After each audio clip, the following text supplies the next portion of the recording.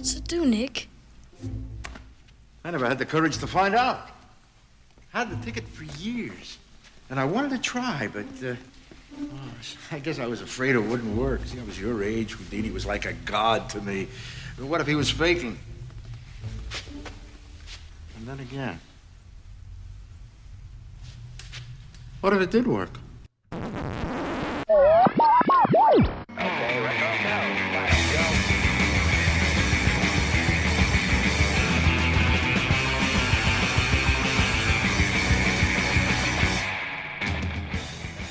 Hello and welcome. Welcome and hello. This is Wait, You Haven't Seen? It's a show where we talk about movies, and specifically, we talk about a movie at least one of us has never seen before. I'm your host, Travis, a.k.a. TV's Travis. This is episode number 263, and the movie this week is 1993's Last Action Hero. And here to talk with me about it, because like me, he had not seen it, it's Josh Monroe. He's back for another one. Josh, how you doing? Hey, pretty good. 2 in a row. Yeah, we had so much fun talking about Blood Simple last week. It was like, hey, let's talk about something else. And then Last Action Hero came up. A sharp left turn into a different genre. Yes. We're going to go from one end of the spectrum to the other. So first, what I want to know is, what history, if any, do you have with Last Action Hero? What was, because you hadn't seen it like me. So just give me your background on that. Yeah, when you suggested this one, when you asked me about it, my recollection was I've known of it all my life. I mean, I was born in the 80s. I grew up in the 90s. So, I mean, this was definitely on my radar. I was in that wheelhouse for it. But it was never something I sought out, I guess. I was never big into 80s action movies growing up. And then once I was older, I just, they were just things to watch. So, it's like a lot of things, like almost anything on streaming. You have access to everything, and none of it actually feels like what you want to watch right now. Sure. So unless somebody gives you a reason or a suggestion to do it, So this was just, I probably should have watched this by now, and rewatching it, fully realizing, I've definitely seen clips of this, but have not watched the whole thing start to finish. So it took 30 years, but 31 years, yeah. Kind of the same. I remember when this came out, and for whatever reason, I didn't rush out to see it. But, I liked Arnold stuff, even back then. But I didn't rush out to see it, and then I started hearing reviews, and I started hearing people talking about how it's terrible and all these bad things, because it bombed pretty hard. And it was the summer of 93, and all I cared about that summer was Jurassic Park. Which opened a week before this. Mm-hmm. We're gonna get to some of that. Okay. Because we're definitely gonna talk about that. But it came out, it came and went in the theater.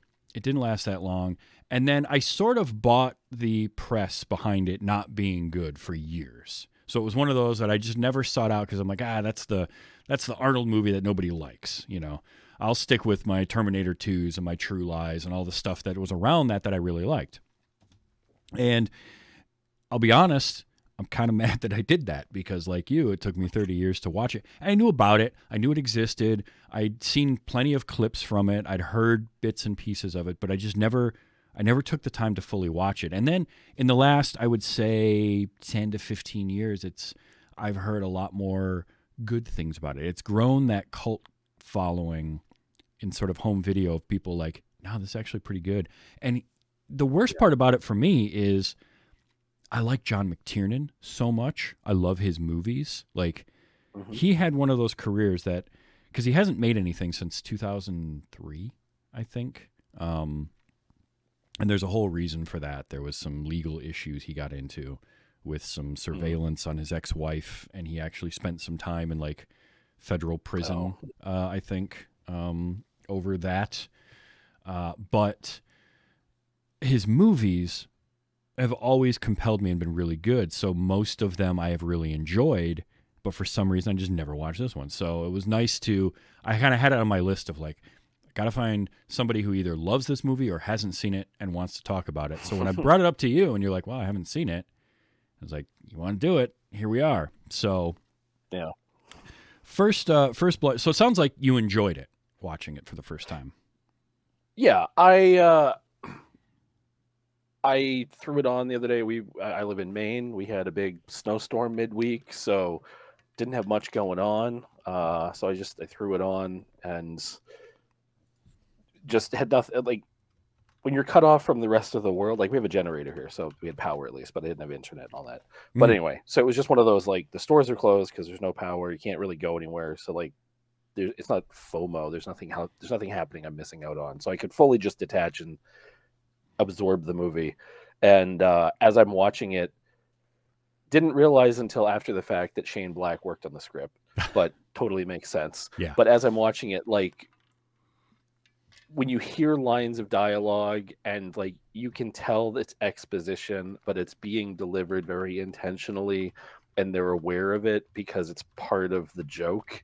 It's like there's a lot more happening here than just the simple this is who we are, this is where we're so I very quickly was just like, this is something I'm enjoying. And I messaged you like in the middle of it, like, I might be loving this movie.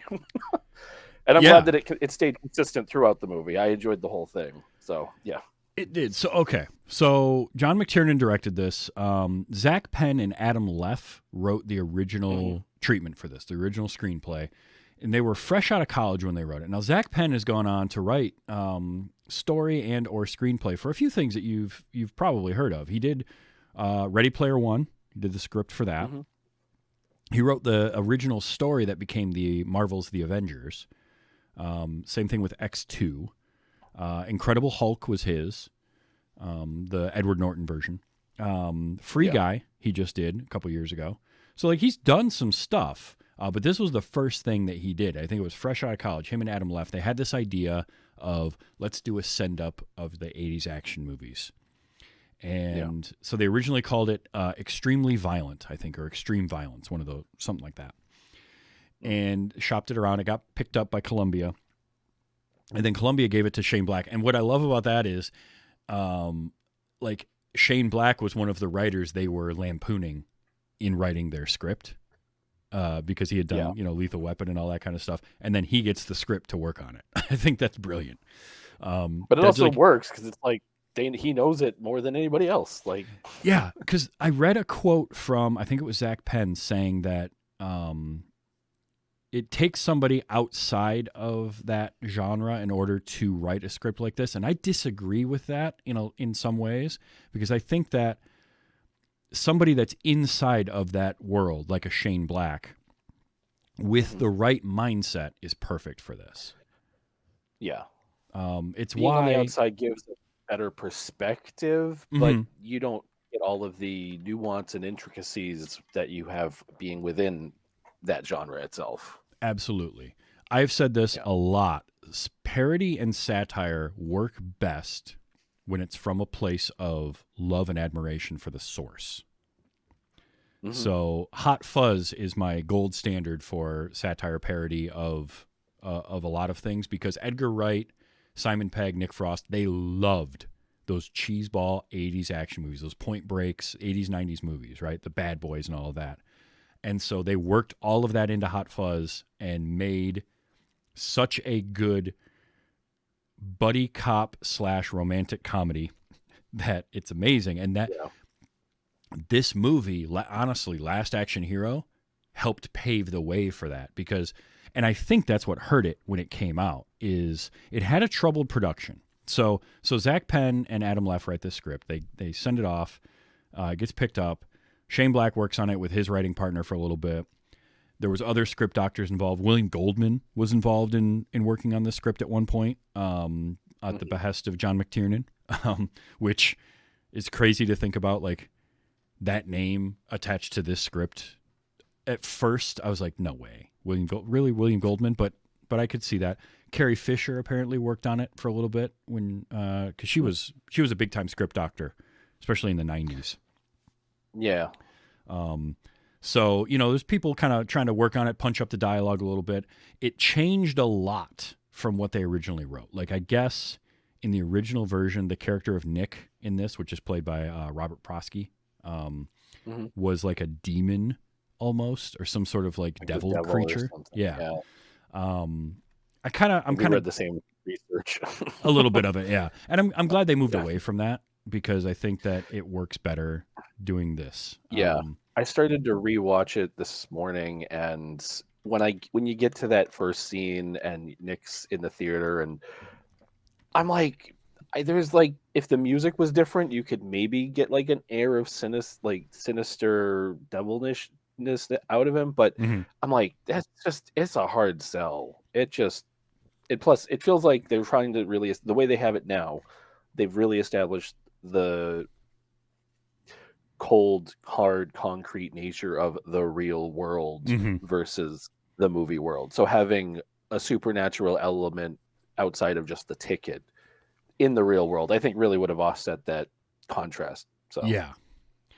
So, okay, before we get into the plot of it, I want to talk about this Okay. cast because holy hell, is this cast something else. Now, it helps when you've got John McTiernan who's directing this, and he's he's come off of Predator, Die Hard, Hunt for Red October, and then Medicine Man, which wasn't a huge hit, but it was still a pretty big movie, and it had Sean Connery in it. Yeah. He does those 4 movies, and then he gets he eventually is slated to direct this. Schwarzenegger came on early and wanted to work on it. So you got Arnold Schwarzenegger, He had who a is lot invested in this. Yeah. he did this was his first time being an executive producer, and he was like big into kind of the whole process of it, and he really, like, I read something where he did 20-something video interviews and like 40 audio interviews in a span of 48 hours or something about this movie, and Yeah. he handled like international distribution, like all sorts of stuff. So this is a big thing because what you have to understand is 1992, 1993, Arnold Schwarzenegger was the biggest name in the world at that time. Like, because this is right after Terminator 2. Yeah. And, he's had Commando, Running Man, Terminator 2, like all this stuff in the last 8-9 years leading up to this movie. He was as big or bigger than anyone else in Hollywood at the time. It was like him, Stallone. I mean, Tom Cruise wasn't even... He was Tom Cruise, but he wasn't quite at that level yet. Yeah. And so to get him involved in this, and then you look through the rest of this this cast: F. Murray Abraham, Charles Dance, who I just actually saw. I went and saw The First Omen, and he's got a small part in that. Yeah. That guy's always been great, and he's fantastic in this. Even small roles like the role of Frank is Art Carney. Yeah. His last role. Yeah. I like that his cinematic role. last line was "I gotta go" or something like that, or I'm out. I'm out. Yeah. I'm out of here. And then he's out. Tom Noonan showing up in here. We mentioned Robert Prosky. Robert Prosky's great. Mercedes Ruehl. Like, this movie had 3 Oscar winners, because Mercedes Ruehl I mean, got or nominees at least. Between Ian McKellen's also in it. Which So I saw his name pop up, and then for him to play Death coming out of the Seventh Seal at the end of the movie, I was like, that's great. Yeah. It's so good. the lighting was like, wait, is that him? Is that? And this was you were talking about all the people getting things into motion to get this movie made, and the changes and stuff. And it's just like watching this movie, it's all on the screen. They didn't have like people doing impressions or impersonating celebrities. They had Sharon Stone credited as her Basic Instinct character, Yes. and they have Robert Patrick as the T-1000. Holy Like, cow! they're in this movie. Yeah, the cameos: Sharon Stone, Robert Patrick. You got Chevy Chase in a non-speaking cameo. Yeah, You with had- Damon Wayans. with Damon Wayans, Jim Belushi, Chris Connolly, like so many Young people. Noah Emmerich. Yeah, I mean, it was Like crazy. a blink and you miss it moment, but Even although s- blink and you miss it, but don't I remember the guy yelling out Mulcahy? So I remember his name is Mulcahy, Yeah, and that guy was also in a James Bond movie, so I know him as Sharky from License to Kill. oh right. Oh, Sergeant, yeah. I didn't even think about that. Yeah, and you had There's a lot of people in this movie. Joan Plowright as the teacher in the class when Danny goes to and she was at one time married to Laurence Olivier, I believe. And is talking about his portrayal of Hamlet in the class. Yep. And so it's kind of like weird, like meta connections throughout the movie. Yeah. Yeah. You had a Little Richard cameo, which is great because McTiernan used Little Richard's long tall Sally in Predator. Mm-hmm. MC Hammer, which is one that's very dated now, but that was cool. I love that line of hey, the movie, the soundtrack, and this would have been right on the heels of MC Hammer doing stuff for the soundtrack of Addams Family Values, so that's perfect. Van Damme, Tina Turner. Turner. Yeah. It would have been great to have uncredited. Oh, Dan. So I'm watching it and I'm like, wait a minute, that sounded and I had to look. I had to pause the movie and go to IMDb and look, and it took me a while. I had to scroll all the way down to the uncrediteds and find. It's Danny a long DeVito. list of people in this movie. It really, really is. But yeah, it's just getting so many recognizable faces and getting so many people to do cameos is brilliant. It's almost Roger Rabbit level. It kind of is. It kind of is in a lot of ways. In a more grounded, realistic sense, but yeah. Also, Bridget Wilson, or Bridget Wilson Sampras, I guess now, in her first movie. Yeah. As Whitney / Meredith. So there's even I noticed a couple of I always look for in anything from I would say 1982 to about 1998. If it's an action movie of any kind, I'm looking for Al Leong and Thomas Rosales Jr. I'm always looking for those two because they were in everything between for a 20, 25 year period. If there was a henchman in something, if you needed just a dude like Al Leong, you know him. You might not know that name, but you have seen him in a movie. I guarantee it. And he also has possibly the best death ever in this movie because he gets the ice cream cone to the back of the head. It's so good. Which is itself a reference to another movie, I think. So, and then Thomas Rosales Jr., who I'm pretty sure if I looked at actors with credits in movies of movies that I have covered of the 264 movies that I've done for this show now, I think Thomas Rosales Jr. is in the top 2 of people. It's him and Nick Cage because I've done 20-something Nick Cage movies at this point.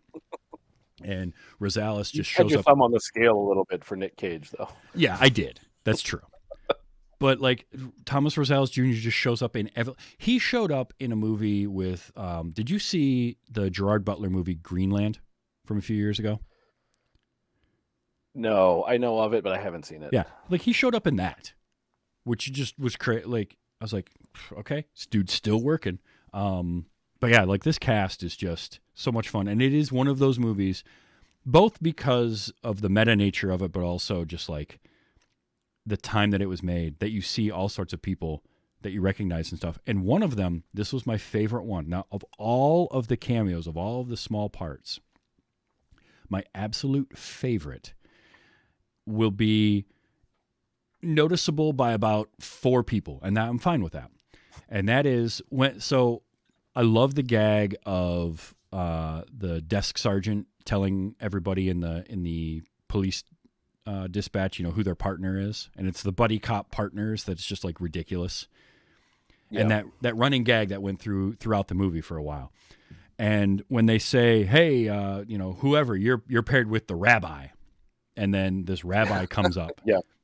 Great joke. First of all, loved it. It's like a Dolph Lundgren guy. So the rabbi, big Lundgren guy. Yeah, and the rabbi is played by an actor named R.C. Bates. And I saw him, and I'm like, good, he looks really familiar to me, and I could not figure out what it was. If you have ever seen one of my 5 favorite episodes of Mystery Science Theater 3000, is the episode where they watched a movie called Werewolf.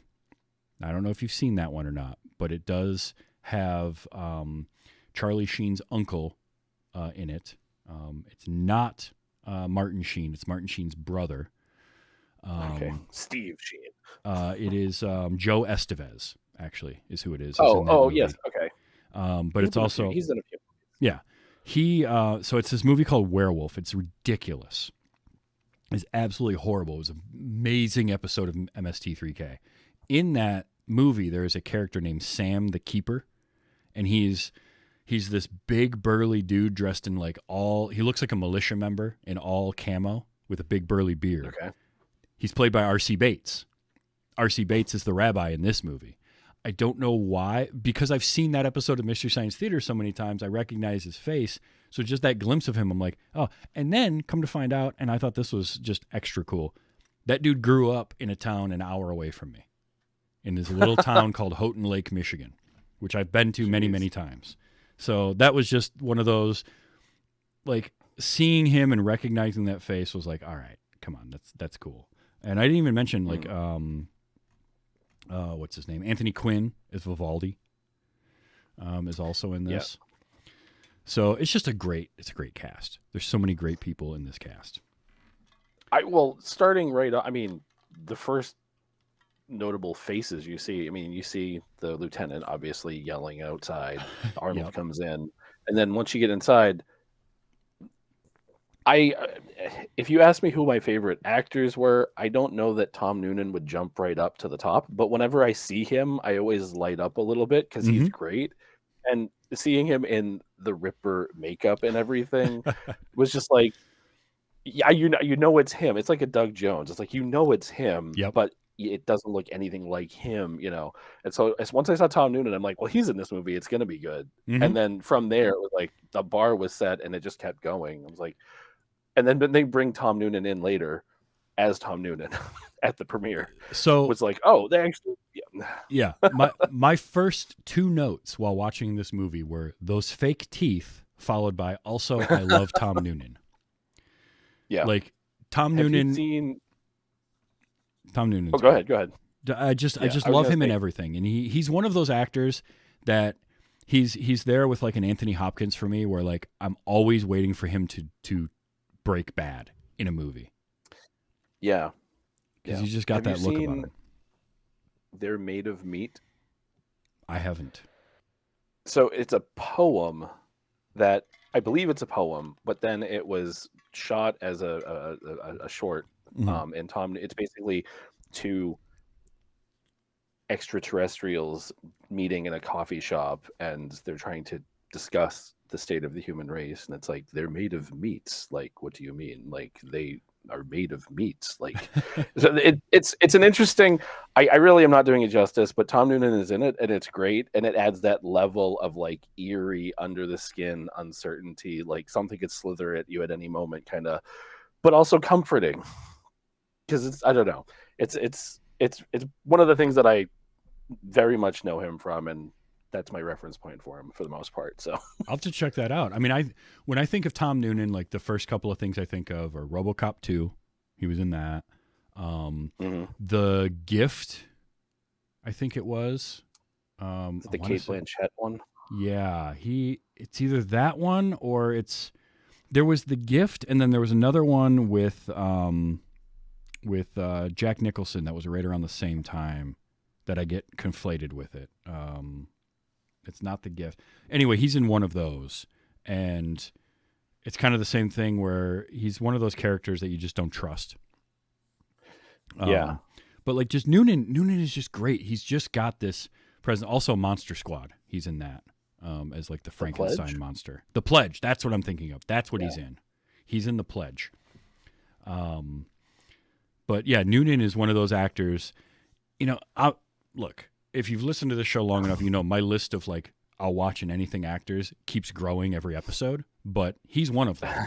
He's somebody that I just when I see his name, like you said, I get that feeling of like, all right, we're in for something good because Tom Noonan's in this. But it's not a name that jumps to the top. It's not the one that if you're on the spot, oh, that's who I think of. But it's like right. Consistent every time I see him. Oh, this is going to be fun. This is going to be good. Yeah. Kind of like a Kurt Russell. Like this is probably going to be enjoyable at least, Yeah, that's a good way to put it. If someone was to ask me like favorite actors, Tom Noonan's not coming off the top at all. Like it's not a knock on him. It's just not a name that would jump to mind. But then I think about it, and it's like I've never seen him be bad in anything, no matter the level of movie that it is. He's been bad, but he has done it well. Okay, that's a good way to put it. That is a perfect way to put it. But yeah, so the movie revolves. I guess we should talk a little bit about the plot of it. Which, by the way, spoiler alert for a 30-year-old movie. Deal with it. Which honestly, so brief pause. So Sure. Looking back, I think part of the reason, and maybe you can attest to this in your own respect. This has always been like, I can sum this movie up very easily. A boy gets a ticket that lets him go into the movie, and then some of the movie comes out, and then it resolves. It's a very simple-ish plot, Mhm. and then there's a lot of so I think it's very easy to have like written it off. Like when you're looking at like the spines of your DVDs and you're like, no. Like I can replay the movie in 5 seconds in my head. I'm probably not going to take the time to sit and watch it. Sure. And so like this, I think I felt like I kind of knew it. I didn't need to go through the motions. And I thought I had heard a podcast discuss this movie, but then I looked for it earlier and apparently they never covered it. So it might've been a fever dream. I don't know, but it felt like it was a movie I had seen, but I hadn't. So I think it never presented itself as something that I had to take the time to properly view. Sure. Yeah, no, I can totally get that. I mean, it does what I like, which is keep the plot of the movie simple, but then have fun within that world. So little Danny, who is played by, where's his name? I've got it here. Hold on. Austin O'Brien. It's pretty far down the list. Surprisingly. So Austin O'Brien plays Danny. Danny is a kid who we learn lost his father. We don't get any backstory as to what exactly happened, just that his dad died. So he lives with his mom, played by Mercedes Rule. And he has a big obsession with movies. So we open up with a movie, and then we see him sitting in the theater and find out that he's cutting class to go to this theater, this old kind of rundown theater to watch, second run movies. The kind of thing that you find in a big city like in New York. But he's friends with the projectionist, Nick, played by Robert Prosky. And come to find out, like, his favorite movie series is the Jack Slater movies, which is a character played by Arnold Schwarzenegger.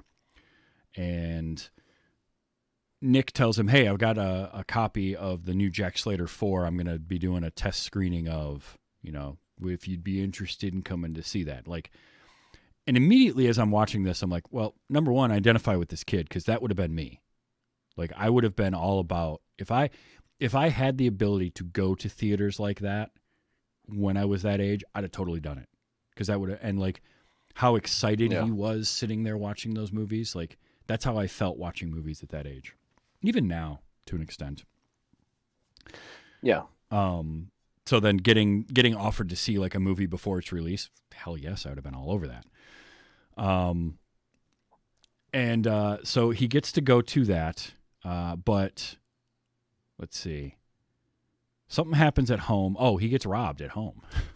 He's going to sneak out to the movie. Yeah. And so the movie starts, like, I appreciated that it literally starts with like a frame like tilting into view, so it doesn't just like fade in. Like, it literally shows you are watching something else right now. When the very first shot of the movie, like, it swings into view. Mm-hmm. You get the establishing of like the Jack Slater universe, and then he gets out, he comes home, whatever. His mom's like, yeah, make sure you lock this. And you have not seen much of any outside of New York just yet. And like, the moment he unlocks his door, there's a guy right there. And it's like, oh, This is not the movie. This is scary. I'm like, okay. Yeah. Yeah.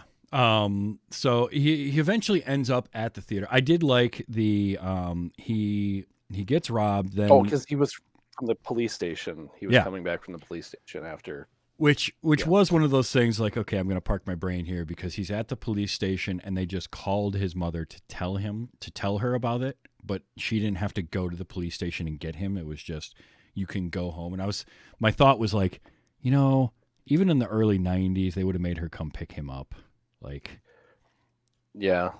Things were a little And so more I'm lax guessing back then, but still. But I was like, all he right, let that's fine. himself out of the handcuffs with the key that was thrown in the toilet, Mm-hmm. and then called the police, and then the police took him out of the house and I brought him think to the so. police Yeah. station. Yeah. Something like Okay. that. So there's a part of me that was like, why did this scene have to be in here? But I'm like, well, he gets the handcuff key, which you're Mm-hmm. supposed to forget about until the end of the movie. Right. But I'm like, he leaves the house and goes to the movie anyway. All of this happens in the course of like 40 minutes because it was 11:16 when he was going to leave. Mm-hmm. And then all of the break-in happens, and then the police come, and then they bring him to the station, and he still makes it to the midnight screening of. So I'm like, okay, that's a lot of stuff to happen in 40 Sure. minutes. Yeah. But anyway, But I love I get the importance of it. yeah. So the officer's like, well, your mom said to go home, and he's like, yeah, I'll go home. Goes right to the theater, which is fine.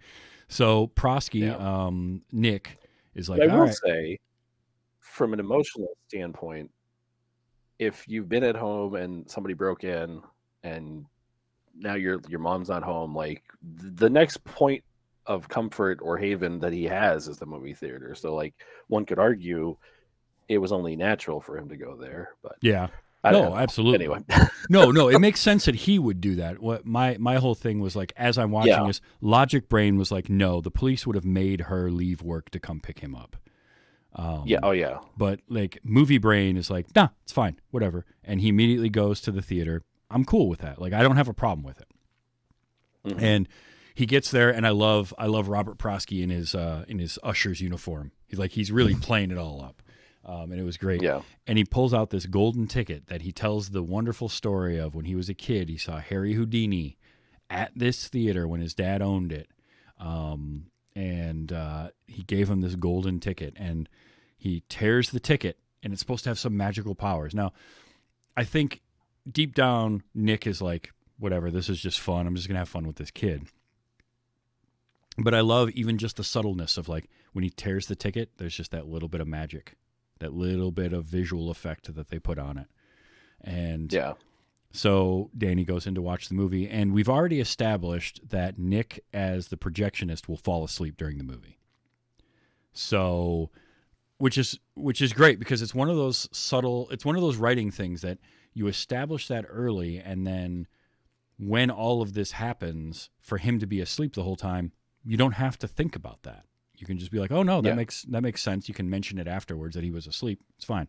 So while Danny's watching the movie, something crazy happens, and like a bit of dynamite that was in the car chase gets thrown through the screen and shows up.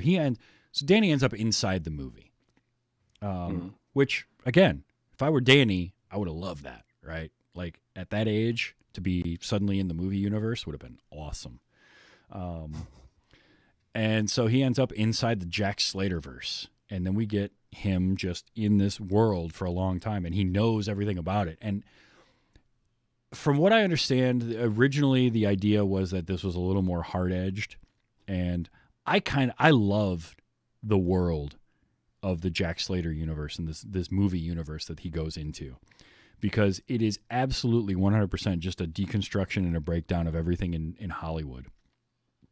And it was great. Like, it's so ridiculous, it's so over the top, and they're so self-referential about all of it. Like when they walk into stuff, this movie was ahead of its time in a lot of ways. Like it's not the first movie to be an action movie that like deconstructs action movies per se, but it was an early version of it. Like it's Scream, but it's Scream with a heavier hand in a lot of ways. Yeah, well, it's like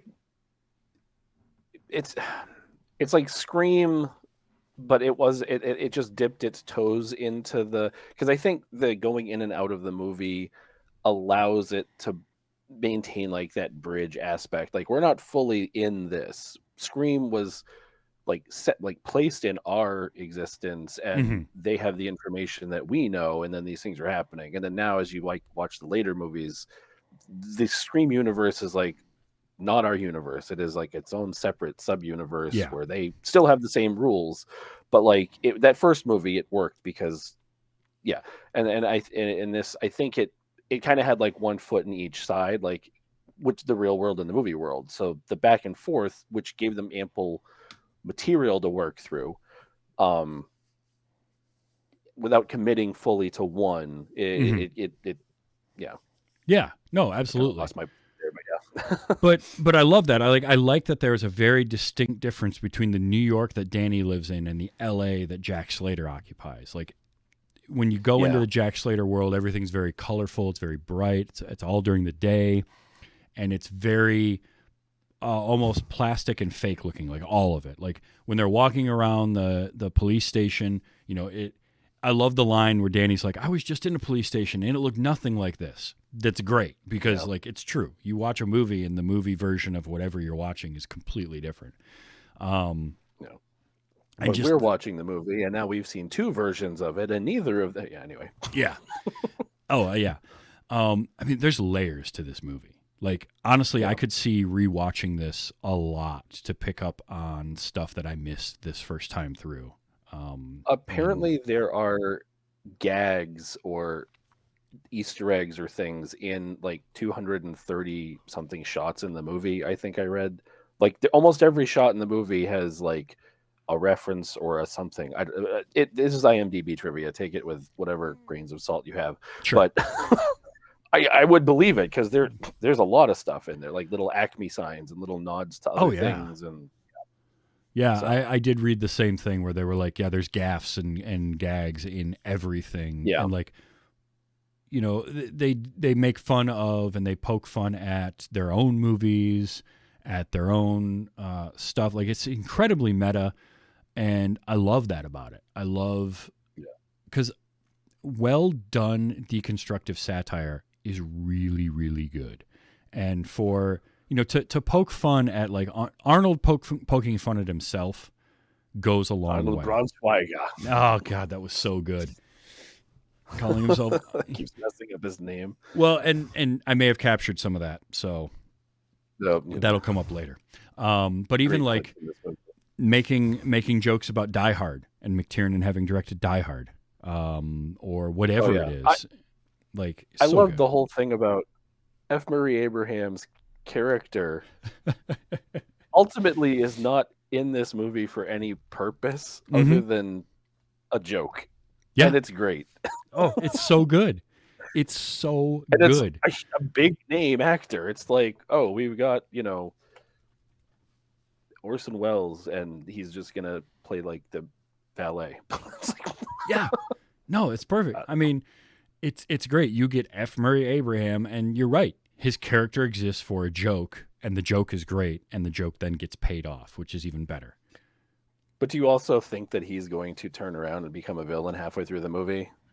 Because he's F. Murray Abraham, and you think that? Yeah, absolutely. 100%. Yeah. Totally. Yeah, after the end of the movie, I was like, what happens to him? Nothing, because the whole plot changes because Danny and... Yeah, the plot of the actual Jack Slater 4 becomes this... So it makes you wonder, like, well, what was in there to begin with that never went anywhere because it left the screen? Right. I don't know. Yeah, I mean, you could really like spin and chase your own tail on this movie quite a bit. But I also understand why it didn't do well initially. So this movie was made. This was a big budget movie at the time. This was an $85 million budget, which in 1993, like this is pre Waterworld, and I think Waterworld was around 100 million, right? I want to say. I'm not sure. And that was at the time that it was made. Waterworld was easily the biggest budget of any movie made to that point. And this one, this is 2 years earlier, and it was 85 million. So it was a big budget, and you see it in a lot of stuff. Now, I mentioned that there were a bunch of rewrites to the script, and then as far as shooting went, it went a little long. Part of it was Sony and Columbia set a hard date of June 18th, 1993. Yeah. A week after Jurassic Park. Yeah. Yeah. I think Jurassic Park had already put its stake in the ground, and then they were like just going to come out after that. Right. And then they didn't back off of it at all. So this movie got greenlit 9.5 months before it was supposed to debut. Now, if you know anything about filmmaking, you know that is a very short period of time to make a movie. Even more so when you're doing an action movie that has any kind of visual effects to it at all. Whether they're practical effects or not, editing's going to take a while for that. So 9.5 months total from pre-production to completion and in theaters. And they had reshoots to do. And McTiernan is not known for being like a quick shooter either. I mean, he takes his time and he does stuff at his own pace. So like that's rough to begin with. And I can see where this movie had some production problems. And there's a few moments where the effects aren't great. There's some green screen composite shots. So I'm like, you could have done better with that. But they just didn't have the time for it. But also they did a test screening in May of 93 that apparently nobody liked because it wasn't a finished product. They had like the audio wasn't well mixed.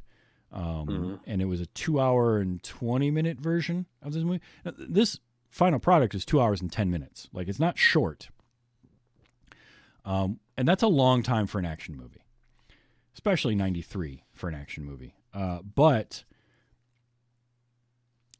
that test screening didn't do well at all. And I feel like there was a little too much overcorrection from that.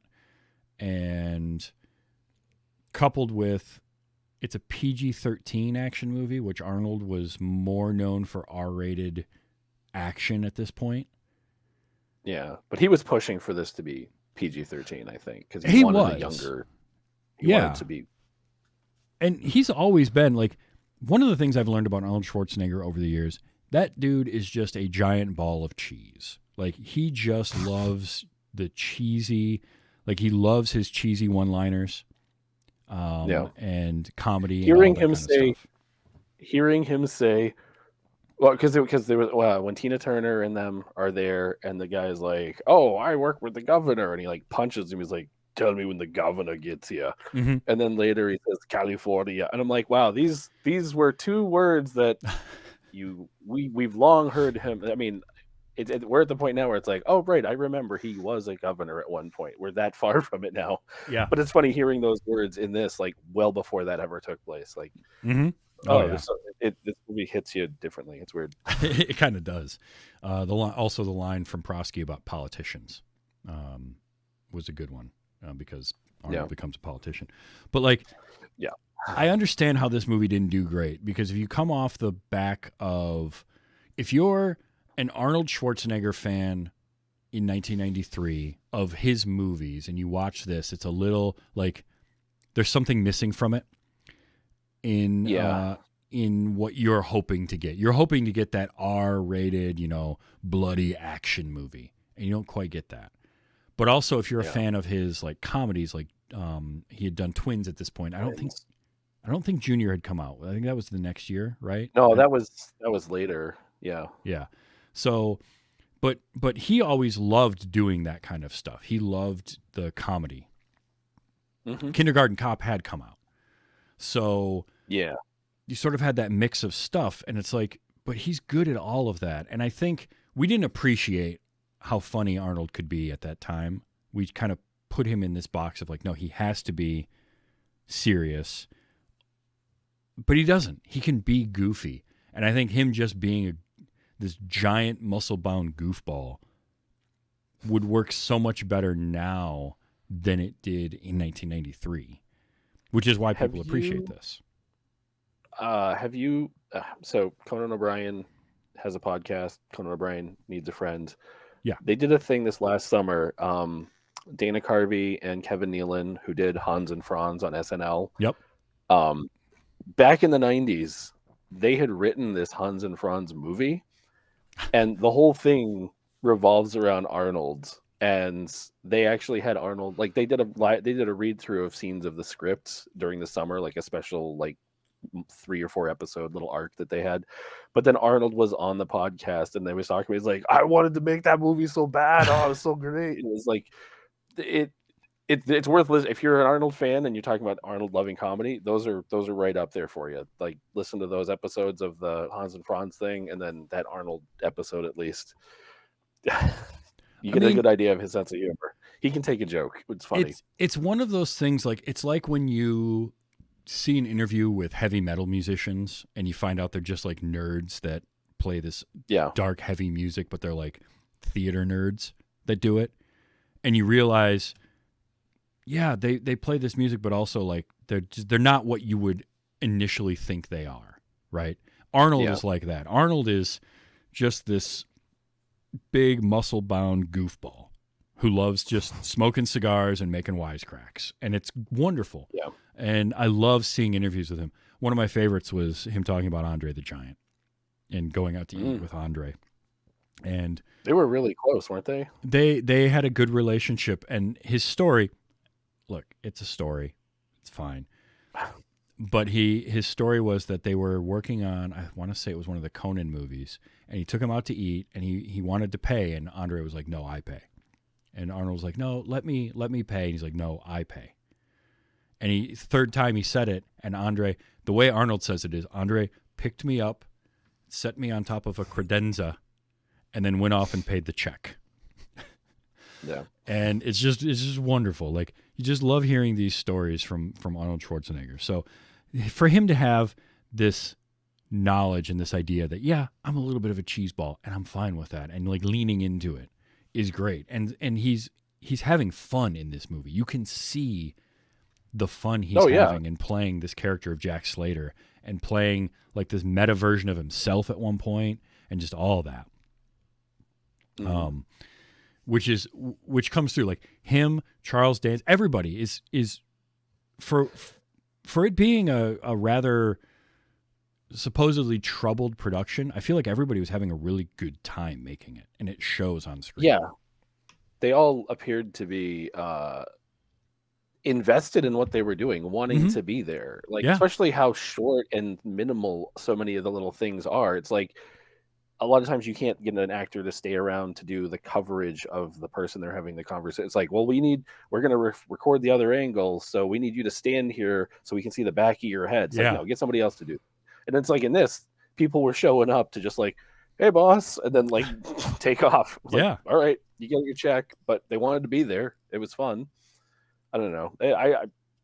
I think it had, you were talking about the screenings and stuff. The one screening. Was that the press screening, or was that just the early preview? Because I heard that like there was limited press, and that kind of like, especially I guess Roger Ebert's review was basically like, "Don't go see this movie," like, or something. I can't remember what it was specifically, but it was strong enough that it told people not to go. I think it might have been that one, but there was also like somebody that worked for the LA Times leaked something about this movie, and like it really upset the producer or the studio head at Columbia because it wasn't finished yet.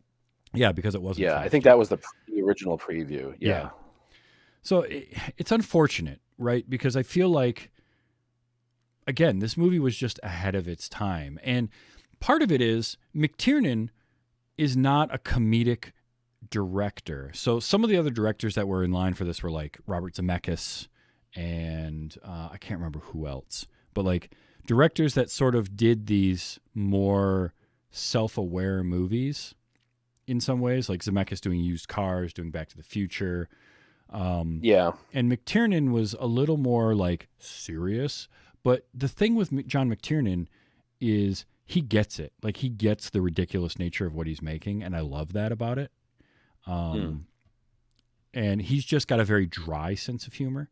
Like, when you see interviews with John McTiernan, especially older interviews, he's funny, but he's funny in like a kind of way, instead of a laugh out loud sort of belly laugh kind of way. And that comes like through, I think. In a way. Yeah. But I think that comes through in this movie because the humor in this is thick. They lay it on very thick, the ridiculousness, but it's all done very dry in a lot of ways. Yeah. It's just presented, and then it's kind of like, take what you want of it, or we're just going to keep moving along. And if you didn't get it, don't worry, just keep watching. Yeah. And there's so much of it. I mean, the scene in the Blockbuster video alone is just filled. Like, not only do they have the great joke of, Stallone on the bike for the Terminator 2 poster, but then in the background of shots are like video cassette covers of Raw Deal and all these Schwarzenegger movies, and they're obviously making fun of the name Arnold Schwarzenegger and Arnold Braunschweiger we talked about, and all that kind of stuff. It's so good. And then you get Charles Dance, who, good Lord, he's having a good time as Benedict. Yeah. Chewing up every scene he's in without doing much. He makes it look effortless too. He's just like, I'm just here and emanate this vibe. Yeah. He does. And then when he makes his bigger turn and he starts breaking the fourth wall, I just ate that up. I ate that up so much. I want to test the theory.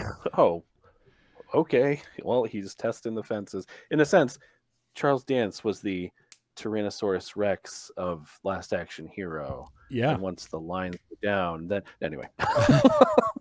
No, I like that. That's a bit of That's a good. I was just thinking, talking about like the meta and like self-awareness and the humor of it. What, like, they have that whole scene of the video store, which is actually very well shot, because they come in. If people nowadays don't remember video stores, it was very intentionally, you walk in one side and walk out the other. Yep. Because there's a return side, and they got to control the trap. Yeah. So they walked in one side, they walked around a few aisles, and then they walked out the other side. And the whole time you're watching a handful of conventionally attractive, interestingly wardrobed women, and you're just like, it's like in the back of your mind, you're aware of it, but you haven't like landed on it. And then Danny's like, these people shouldn't be working in a video store. They're way too attractive. It's like, where are the normal people? It's like, that's the kind of thing this movie does. It's like, it's the abstract sense that you're getting. And then at the end of the scene, it's like, this is what was bothering you. Oh, right. That's why. Okay. Now we can move along. Which is incredibly clever writing and directing. It really is. Yeah. Because it's perfect. Like you're not consciously thinking about it. Like it's there, you're thinking about it, but you're like, what is it about? And then the movie's just like, oh yeah, no, this is ridiculous. Why is this happening? And then for Slater, from like outpacing the movie, like, oh well, if this happens, then that happens, and you never get too far ahead of it, which is good, because if you were, then it would just deflate probably. Yeah. Well, and then to contrast that world with the New York City that we get to, which is very dark, there's very little light to it, everything's grimy, and for Benedict to get the golden ticket and figure out that he can cross over, and then he comes into this world, and I love that he's the bad guy, and then he gets into our world, and it's almost too much for him. Like at first, that first moment where he sees people stealing the shoes off the body on the street in New York, like you can tell he's a little repulsed by what's going on. Yeah. And there again is that, like, that's something that they didn't have to do that. They didn't have to add that little bit in there. But it makes it that much better. Because then he realizes, oh no, this is a world where the bad guys can win. Ooh, I can do well here. I loved that. I absolutely adored that. There's all sorts of little things like that in here. I had a note on one. So we get the F. Murray Abraham heel turn, right? And it's so obvious that it's going to happen, and even to the point where Jack Slater's like, all right, come on, who you working for, type of thing, which was great. But during that scene, when he starts monologuing, which is great, you can hear Danny unlocking the handcuffs behind him. Like we see him know that he has the key, but then they added in the sound of him unlocking the handcuffs, which again is something they didn't need to do because they already showed us that he had the key. But just that little bit extra, I'm like, that's nice. I like that. I like hearing that. So there was all sorts of stuff. I'm wondering, I mean, granted it changed over the development. If you were just to watch this, and if somebody said one person wrote this, theoretically, like, I'm wondering if they would have had like established very clear rules about what was possible in the Jack Slater universe versus the movie universe, and how the movie universe differs from our actual real, because there's definitely like levels of disconnect between them. Oh, sure. But like the key thing, I'm thinking, like, if it was in the movie, like, they would probably just like have a hard cut to it and show it and whatever. But in this, like, they have to acknowledge it because it is a real thing happening, but they don't want to visually. So I'm just wondering if it was like it's very intentional to keep it in, and I'm wondering if that was like part of like establishing like a dynamic of the real world aspects. So I'm not sure. And there's unanswerable questions. like there are things about this movie that aren't perfect, but then there's other things about it that are absolutely perfect. Like when Jack Slater walks into his apartment, so his ex-wife's house gets blown up. He goes to his apartment. He walks in. There's nothing in the apartment but a bed, right? Yeah. But then the first thing he does is walk in and just casually shoot through the door of the closet because there's a guy waiting in there to kill him. And there's always a guy in there. And then he opens it up and the body falls out and it's just a closet full of the exact same clothes and like 25 of the Desert Eagles and like everything that he needs is right there. Like that again, that's that little thing that just makes it so much better. Like he's commenting on how annoying it is that there's a guy in here because you know how many doors I go through, and it's like you could completely not pay attention to anything else and just land on that line, and it would be So it's like all background, but it's all in service. Yeah. And that is the genius of a movie like this, is to do those kinds of things and layer that all on there so that like you invest yourself in this world. This Jack Slater world becomes real for you and you actually care. So when he comes, and again, 2-hour and 10-minute movie, we spend a lot of time in Jack Slater's world, but we need that because then we need that to buy when he comes into our world. Right. For him to feel what he does, which is like, I'm imaginary. I'm a fake, I'm a fictional character. My entire life hasn't really existed except for somebody creating it, which could have been something they could have really dove into even deeper if you wanted to get, a little more existential with the movie. But,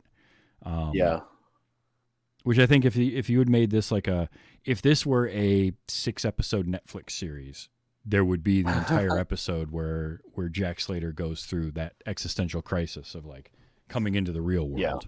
Yeah. I think there would also be probably like the penultimate everything coming to a head episode focused on Benedict's character. Because I feel like he's almost as much of a equal-footed protagonist. Oh, he's obviously the antagonist, but he has just as much of an arc in this movie as Slater has. Mm-hmm. And so it's like the three of like Danny and then the two of them, like you could really just track how all of them work around each other. And yeah. I mean, honestly, I would love to hear and see more of those stories. Like I think a tie-in comic or like novels, like novelizations of stuff based around this movie would be really interesting to dive into and tell those stories. Get into the headspace of the characters. Yeah. Mm-hmm. Because even simple stuff like the running gag of Vivaldi getting his idioms wrong and it just annoying the hell out of Benedict so much was just wonderful. Like I loved that because it happens immediately. Like when we first meet him, we get one of those and they keep running that gag and it doesn't get old. Like it's perfect right up to the point where he shoots him. And then to have at one point when Danny's in the movie world mentioning things like not having to reload your guns, all this kind of stuff. Then to bring that gag back at the end of it of, you were in the real world, you needed to reload. And for Benedict to have predicted that and use that, like subvert that expectation. Honestly, that I really, really liked because he's written as a smart guy. He got here and he started figuring things out. So he knew how to stay one step. And he was in the world before Danny and Jack came out. So he was one step ahead, literally. Yeah.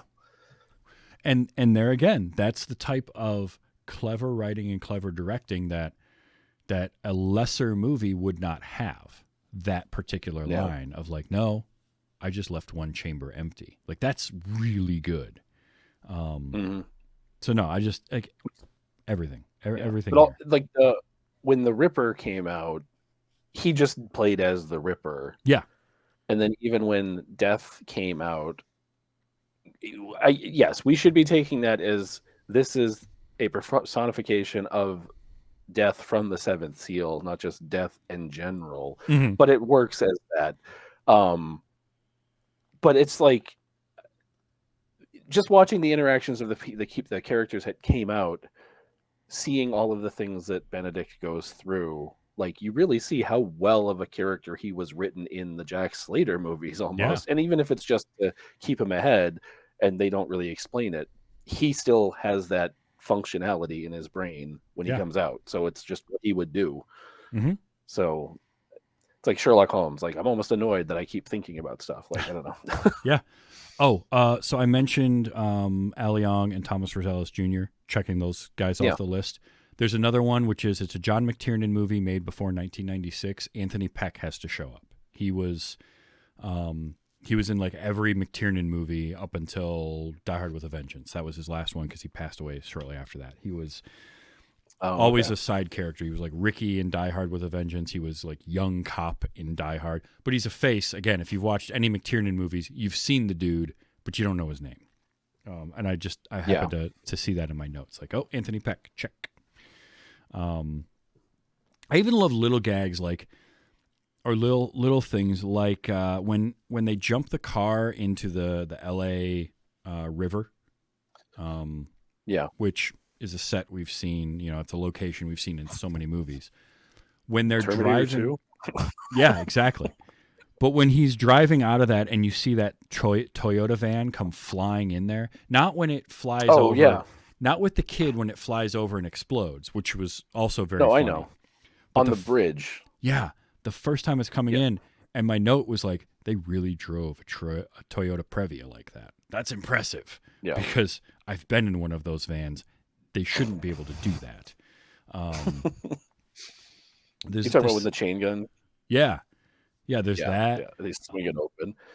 It wasn't even like a big utility van or box van. It was like, no, just get the minivan. We'll just Yeah, nope.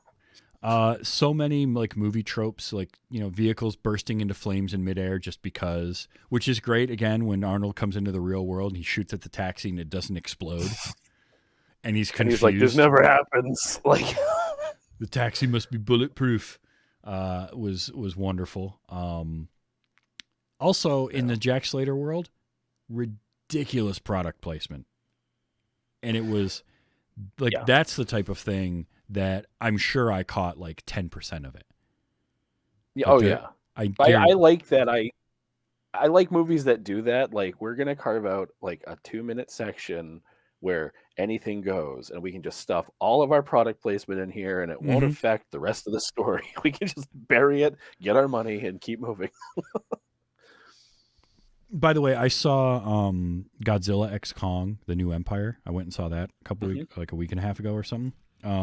There is a absolutely big Pepsi can. No, just no, it's worse. There's a ridiculous product placement shot of a Volkswagen. Like at one point, a couple of characters are talking, and then there is a shot in the movie that I swear is just a like final shot of a Volkswagen advertisement. Like that and you know the shot I'm talking about where they show the car, like the angle that they show the car from, and it's two people standing outside of that. And then they just get into the car and drive away.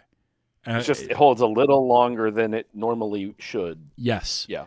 And that was the thing. NBC show Heroes was one of the worst offenders with their Nissan Rogue placements. Yes. Like, hey, I'm going to go out. Let me get the keys to the Nissan Rogue. Yeah. And then they cut. It was like, yeah. So I know when you see that stuff, you're like, yep, okay, we're doing that. They got to get their check. Yeah. I was like, oh, well, all right. At least they got paid for that shot. But like in this movie, it's all, you know, it's all done so tongue in cheek. Like they fly over Coca-Cola trucks, and there's Acme, you know. In Last Action Hero, you're saying? Yeah, in Last Action Hero. Yeah. No, Last Action Hero. I'm back to that. I loved the cheese ball product place. Like so much about this movie makes me want to watch it again and really pay attention to all that kind of stuff, which I love. I love a movie that makes me want to watch it more. And there's nothing about it that makes me not want to watch it. Like there's nothing that really hurt it. I could nitpick. Yeah. I could poke some holes in it, find plot holes, whatever. I don't care. I even had some notes of like, well, this wouldn't happen, but whatever. Let's just move on to it, Yeah. And I'm fine It with does that. kind of it falls into, so like I watched it in 2 sittings because I work nights and I Hmm. get tired and I take naps, whatever. So, Sure. but I will say that rewatching it, it falls into a similar category as Train Spotting, where I can throw this on and watch the first like 30 to 45 minutes and just have a blast and then tap out and go about my day. Like before, like, so for this, it would be when they go back to the real world. Like I could enjoy all the movie fun stuff, Hmm. and then like, yeah, okay, I could, if I only had like 30 minutes to kill, I could throw this on and then go to work, and Sure. it would just lift my spirits enough, I guess. Absolutely. No, But I'm it's with worth you. committing to the whole movie, obviously. Yeah. Yeah. I mean, if I had a complaint, it's that it's 2 hours and 10 minutes and that there's a point at which it feels like it drags a little bit. But then when you think about it, the story it's got to tell, they've got to spend enough time in Slater's world to Right. then make the stuff that happens in our world work. So, Yeah. I don't know. I don't think it bogs down much until it definitely slows down. Like when they're at the house, when they're at the apartment, Hmm. and he's just like, "Oh, good morning. We're just talking and having breakfast. And your mother, you should listen to your." I was like, "This is really taking." And granted, it's the real world. It's supposed to be less frills, Sure. but it's like it's a hard pill to swallow going into that second act, basically, or second into third act. Yeah. And But it's it's kind of still, got like a too many endings thing where it's like, well, we have to resolve this, we have to resolve this, we have to yeah. resolve this. Then we have to get him back. And then that's not even the end because then Danny still has what. Yeah. So it's yeah. It's a lot. It's a lot to do in a movie, but they managed to pull it off, and I think make something. I get why, it bombed, and it really, like, what they needed to do was push back the release date, let them do a little bit of extra polish to finish it up, and I think it could have done better. But also releasing a week Yeah. after Jurassic Park, terrible idea, right? It's like, If they had pushed this to November, I think it would have done PG-13 family action movie. I think it would have done better in like a early holiday situation. I think so too, and I have no problem with it being PG-13. Like, yes, it's Yeah. noticeable that it's PG-13, especially for '93, but I'm fine with that because Arnold wanted that, but also like it fits with the story that they're telling a lot better. I think to make it PG-13 than to have it be Yeah. R. And there's also, and this is not opening up a whole other dialogue now, but there's something that I kind of tapped into on the second view. So they don't say that Danny's father has died. Mercedes Rule's character, the mother, says, she's on the PTA and she's a widower. Like that's how they introduce the information to the audience, is that she is a widower. Mm-hmm. Which then Danny is her son. So, oh right, Danny, his father has died. Okay, so it doesn't just tell you; it lets you figure it out.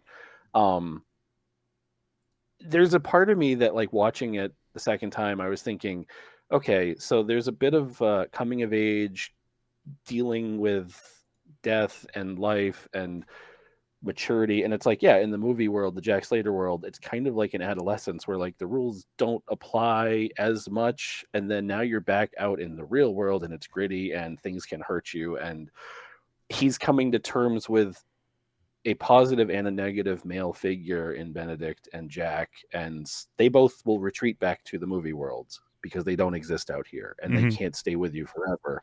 So you have to learn to like just take some of those. I don't know. It was just, I'm watching it the second time through. I'm like, there's a lot of like psychological, like Danny processing his dad's death and male figures in his life. And there's probably more that you could, I don't know. I'd have to watch it a few more times, but I was like very intrigued by the thought line. Yeah. Well, and the thing about it is, I will watch this more. So they did. Yeah, They were able to pull it off. Yeah, exactly. I bought it.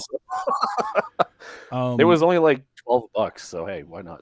Sure. No, I would totally. Well, they did all of the you're mentioning, like McTiernan and other people, like all of the credits, anybody associated with this movie, they have like a 2021 because that was when the 4K, I guess, was released with some of the deleted scenes, and so there's new credits for this movie in 2021, even though it came out in '93.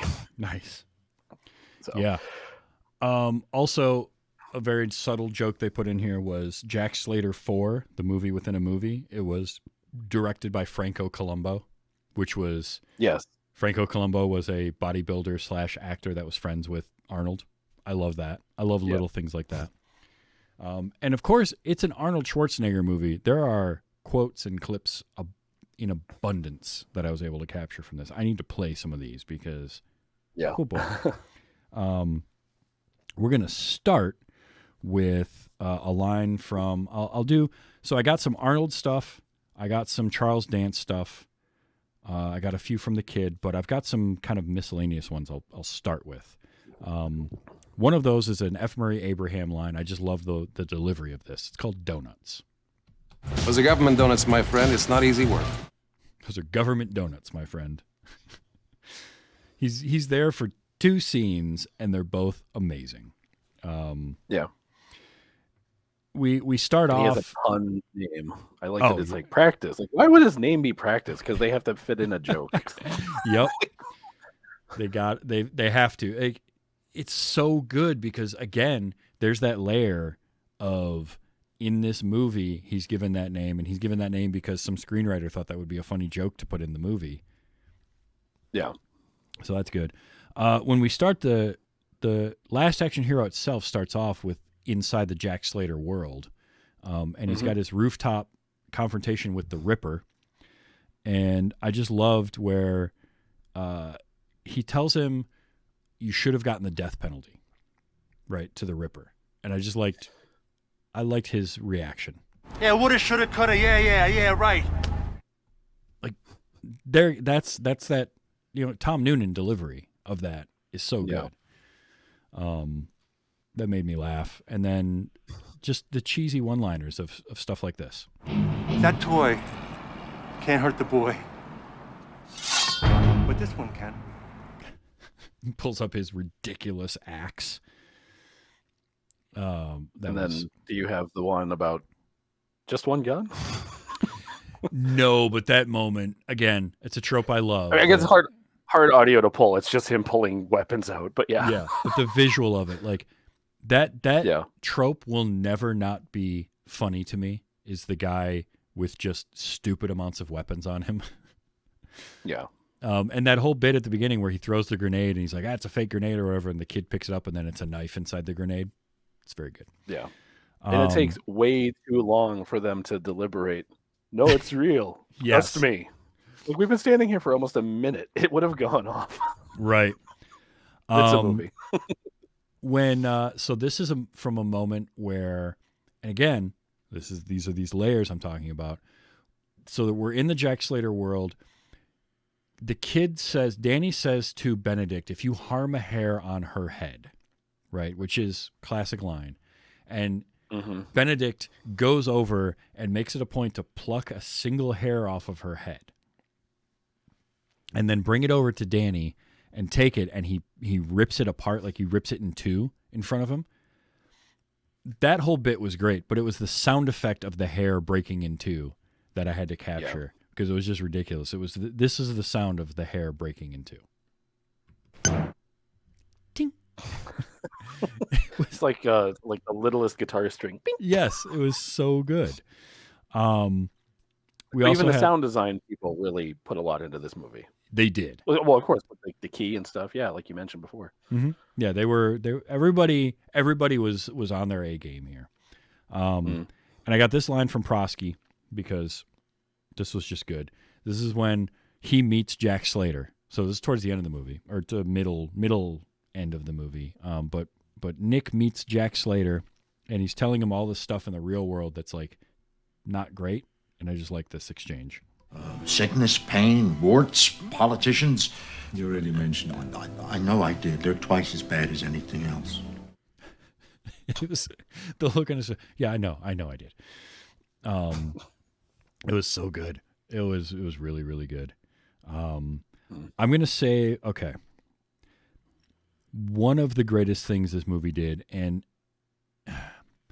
again, I understand some of the people that had problems with the tonal shifts in it, right? But I loved Danny's imagination when he's sitting in class and they're talking about Hamlet and they're showing a clip from the Laurence Olivier Hamlet, and then he immediately goes into his imagination and creates his own version of Hamlet starring Arnold Schwarzenegger's Jack Slater. And so, first of all, it used... Everybody likes to talk about the Wilhelm scream. The Wilhelm scream. Wilhelm scream is fine. It's good. It's been overused. It's a little cliche now. I like two other ones better than that. I like the female scream from Psycho that you see in movies a lot. But I also like this one, which was in a lot of 90s movies, and I don't hear it as often anymore, but it's this scream. I think it's from StarCraft. I think it's used on one of the units in StarCraft. It might be. And it's a little tough to pick it up in there because there's layers of other sound in there. But they used it in the fake trailer for Hamlet when he knocks the guy through the stained glass window, and it just tickles me every time I hear it. That scene felt very UHF to me. It did. Which, and it was like very blue with very prominent red, which again fit the very color vibrant. And so the Hamlet trailer thing inside his imagination is something that would have benefited from today's technology, because I kind of get what they were going for. They were trying to make it a black and white look, but then have these splashes of color. And I feel like that technology got better now to be able to pull that off. If you look at something like, just think about how they did Sin City, and imagine that type of a visual, but for this trailer, like, it's really cool. But it is also the imagination of this child, so it's based off of things he's seen. So he's not gonna. But and I'm realizing again, just like with the why did they have the break-in scene like this? You see Danny leave the theater, and then he's in school, and then you don't have to show him leaving school to get home because they go from this dream sequence to him at home watching TV. Yeah.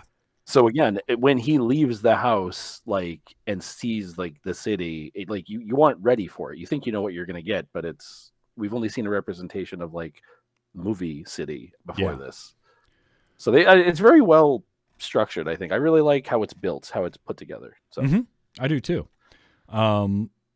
There's more stuff from that Hamlet trailer because my God, that was brilliant. Like, again, 100% UHF. Very strong start to the movie. Yeah. Which by the way, this movie made me think of UHF more than once because it comes out a week after Jurassic Park, which sucked all the oxygen out of the movie-going universe at that time. UHF opened, was it the same week or a week after Batman in 1989? Like, and we talked about that because you were on the episode of this show talking about UHF, episode, and we talked about that where it's like, poor UHF, it never stood a chance. Yeah. But I love this line from that trailer. Stay thy hand, fair prince.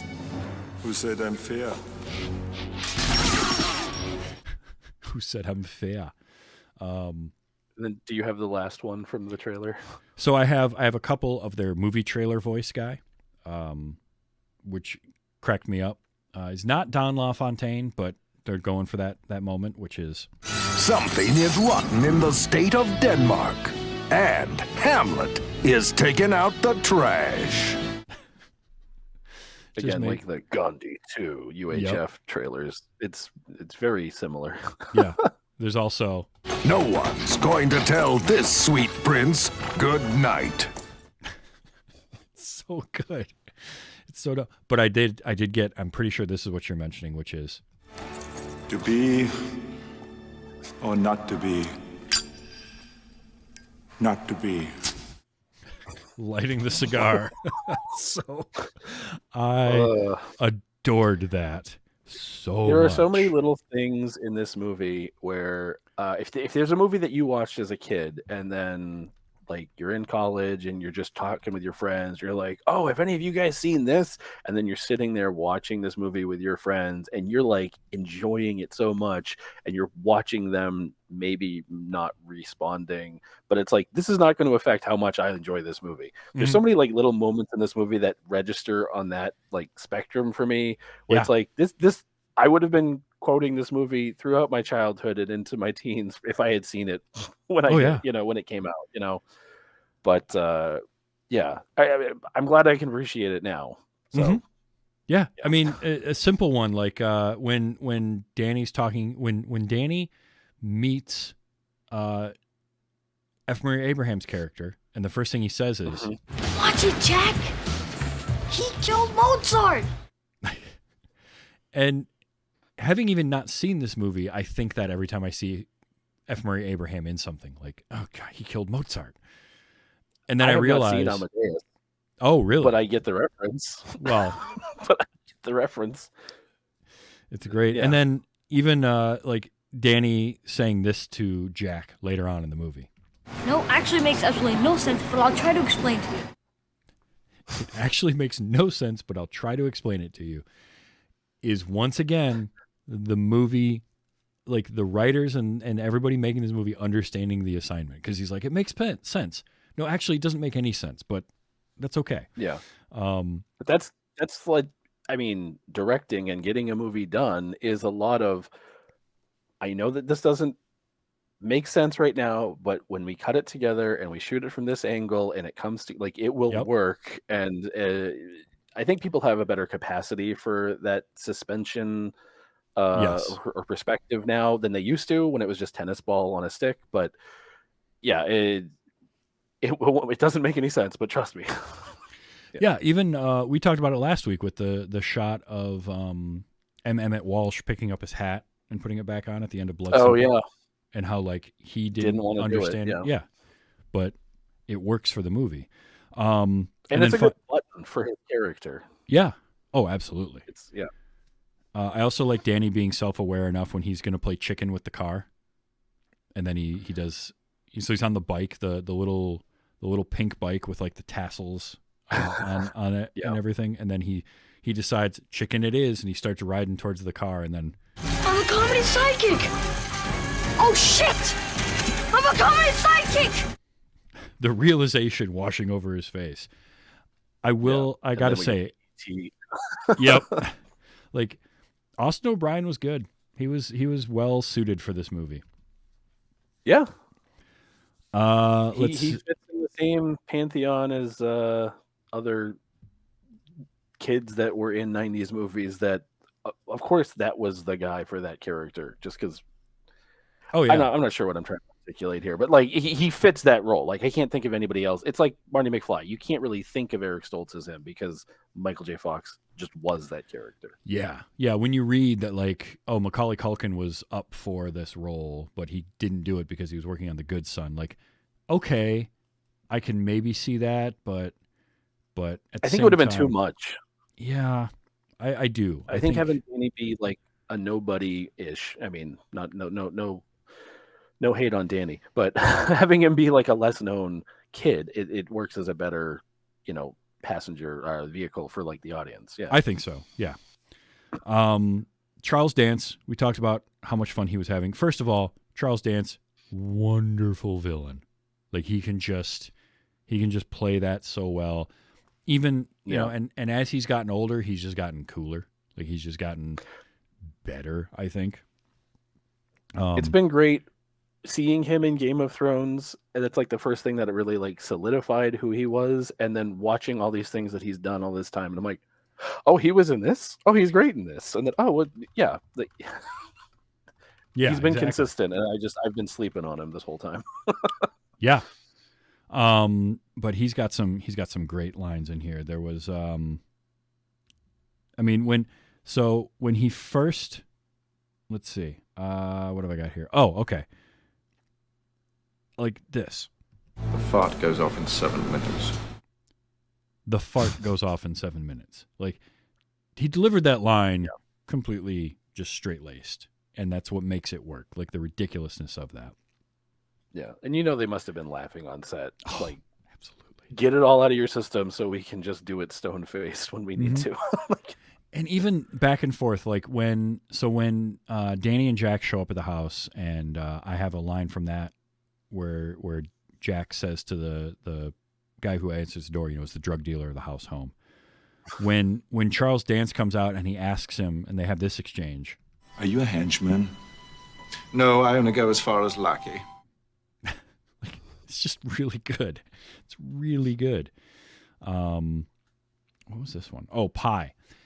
So again, one of my favorite gags was him getting annoyed with Vivaldi the whole time.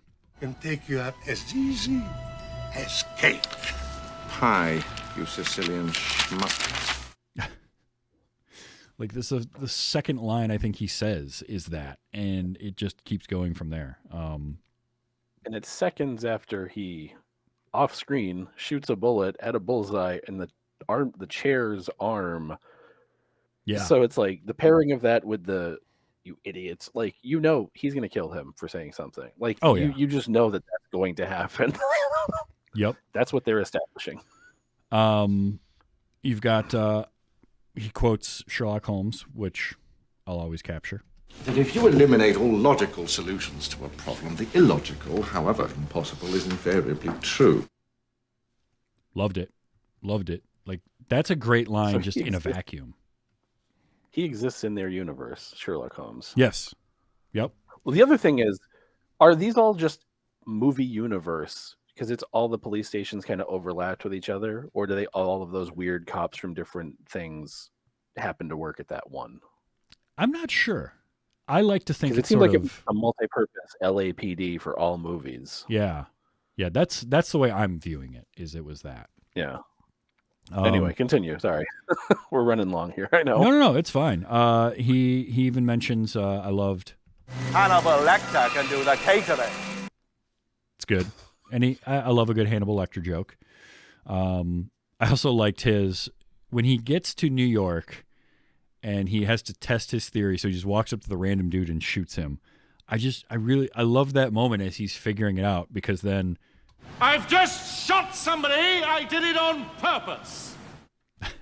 It's so good, and that's followed up by shut up. Yeah, it's followed up by a true New York moment of "Shut up, buddy." Loved it. And also, two more lines from him that were just brilliant, which is. When he's having his fourth wall break, and he's looking directly at the camera, and he says, If God was a villain, he'd be me. And just spiking the camera, staring right down at it. I loved it. Fourth walls, yep. Mm-hmm. I mean, they literally broke the fourth wall in the movie, but yeah.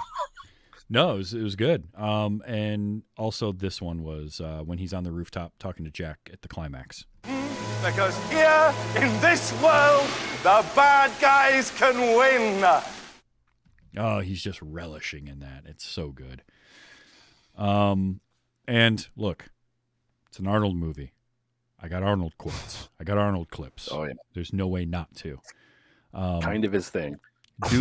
Dude loves his one-liner quips. And from the opening scene, we get one that I think I've even seen this clip before, but not having it in the context for some reason. I didn't quite get it. But when he walks up, so this is inside the Slater universe, and he walks past the lieutenant who's telling everybody, don't let him in. And then you get the guy in the radio is like, no problem. And he turns around and Arnold says, Here's a couple of acres. Do you want to be a farmer? Here's a couple of acres. And then just kicks him in the junk. It's really dumb, and I love it quite a bit. Just when you realize this is the fourth Jack Slater movie, so they're kind of running out of fresh material, probably. Oh yeah, absolutely. It's not an Arnold Schwarzenegger movie if he doesn't say, I'll be back. And then to make a joke about it too, of like, it's kind of your calling card. People wait for you to say it.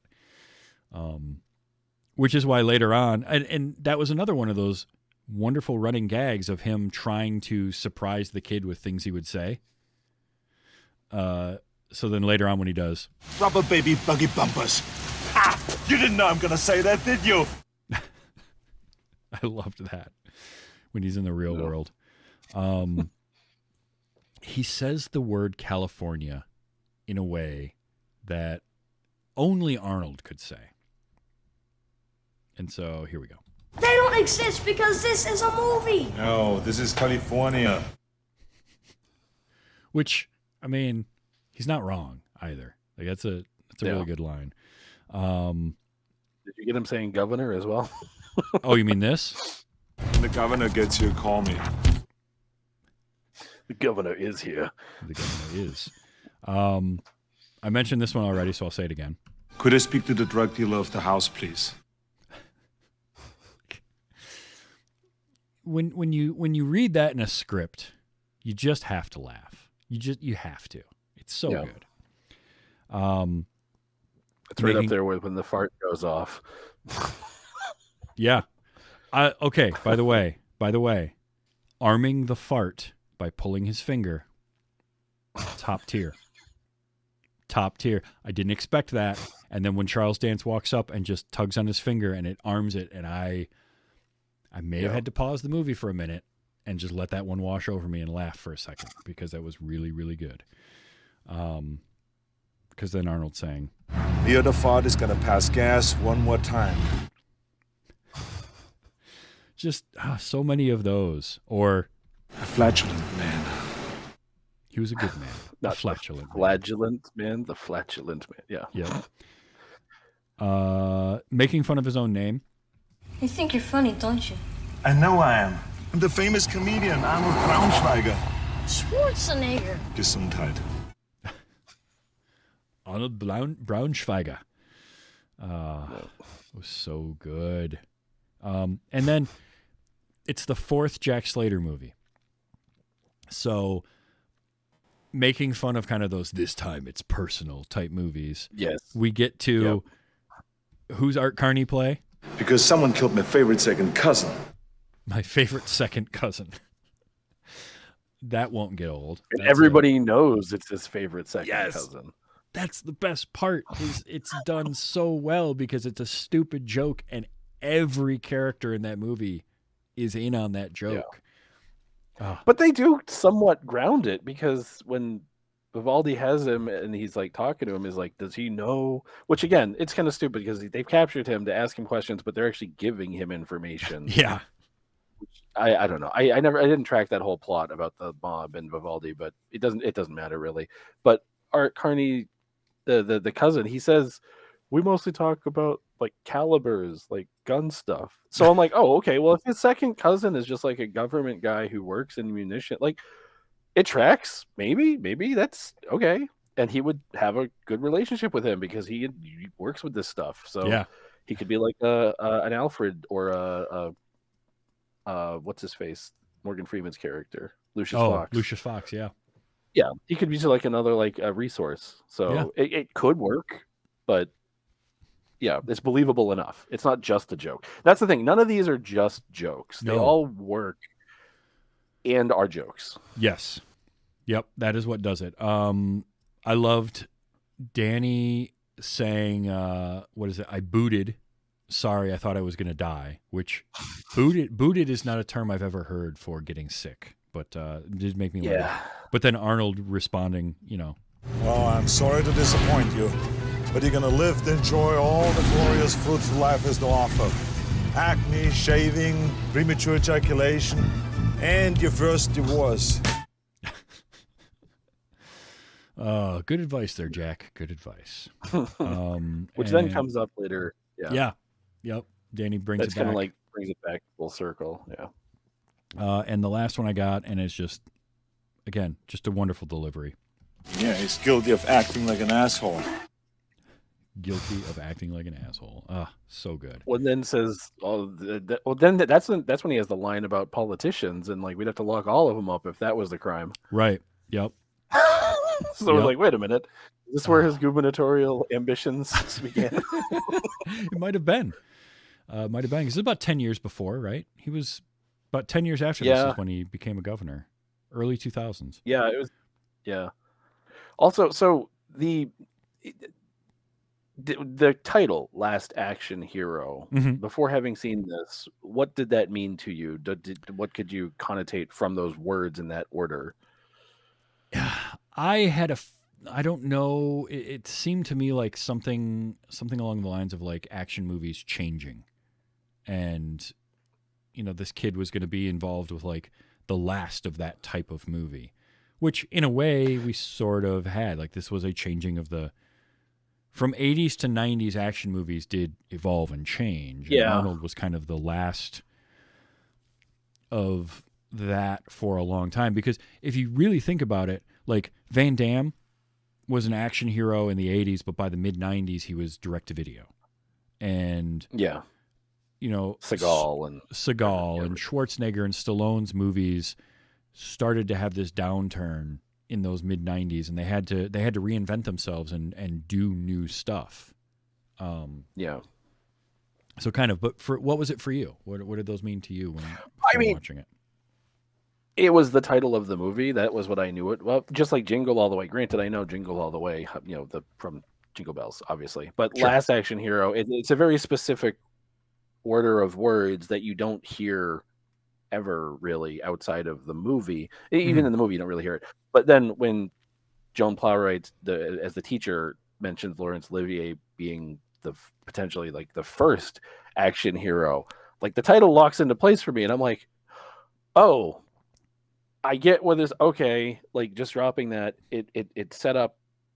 I get what this is going for here. Okay. Also realizing the last Boy Scout was Shane Black, and I guess they even used the explosion from that movie for one of the explosions in this movie. One of the houses. Yeah. I don't know if it's the cousin's house or if it's somebody's house, but I read that they used the last Boy Scout explosion for it, which is great because that was a Shane Black written one, so gotta love that. Yeah. So this is another Shane Black last movie. It's last blank. It's the layers upon layers of the meta commentary and the meta humor in this that didn't maybe land, especially for like critics and early audiences for this movie, maybe didn't quite get it, but we can look at it with the benefit of hindsight and realize this movie's really, really smart. It's sort of, I look at watching this now, seeing this, today or this week, it reminds me a bit of something like Mystery Men, right? Mystery Men is one of those comic book movies, sort of deconstructed comics, but it was doing it before the boom of comic book movies. Yeah. And it's one that I think people could go back and watch now and appreciate much more than they did in 1999. And I think the same thing with Last Action Hero. It needed that long tail because people needed to be able to sort of step back from it and not take it too seriously and realize what it is. And then once you kind of get that, it becomes so much better because of all of those layers of commentary on top of it. Yeah, there's I don't know if it's a hard and fast theory, but something some people have commented on, like with the James Bond movies. The latest James Bond movie usually doesn't immediately grab audiences as like, oh, it's the newest one, we can't say it's one of the best. But then like once another one and then another one comes out, you can go back to movies and be like, okay, I can really appreciate this given the context of the ones that have followed. So it's like you just need that time and perspective. But like when you think about it, the first, you go in, especially like guys like us that would go to like a midnight or like a premiere or what, like not premiere, but we go opening night, see a movie. Like you get the hype, you get the expectation. I don't know that I will ever rewatch The Core because I had such a splitting headache watching that movie the first time in the theater that I can't, like, thinking about the movie just makes me like start to feel a headache, just a sense memory. So I'm just like, yeah, I don't need to go back for that. So like so much of our experience is the going to the theater and seeing it, and which adds a lot of luster to some of these older theater titles. But you kind of have to like to take it and just observe it as the film itself does require a little bit of like setup and intention, I guess. Yeah. Well, but I think that's one of the great things about doing this show and revisiting a movie that I didn't see initially, because I'm pretty sure had I seen this, had I seen this in 1993, 1994, either in the theater or when it first hit like home video, I'd have enjoyed it and I would have liked it and I would have thought about it for the last 30 years.